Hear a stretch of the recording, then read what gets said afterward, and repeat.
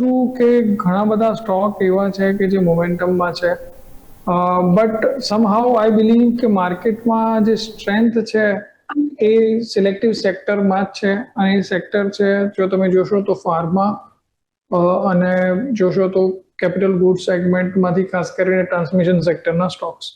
તો ફાર્મા સેક્ટરમાં મને એવું લાગી રહ્યું છે કે સારી મજબૂતી છે, અને એમાં જે 52 વીક હાઈ લગાવી રહ્યા છે ફાર્મા સ્ટોક્સ વધારે સારી તેજીમાં રહેશે એવું મને લાગી રહ્યું છે. તો આજે મારી પસંદગી one of the leader Torrent pharma ઉપર છે. તમે જુઓ આજે પણ એને બહુ સારો એટેમ્પ્ટ કર્યો હતો એક, અને નીચેના પ્રાઇસથી હું જોઈ રહ્યું છું જે રીતે એને 52 વીક હાઈ લગાવ્યા હતા એના બાદ જે રિકવરી સ્ટાર્ટ થઈ છે એ રિકવરીને જોતા મને એવું લાગે છે ટોરેન્ટ ફાર્મામાં અહીંયાથી બહુ સારી તેજી થવાના સંકેત છે.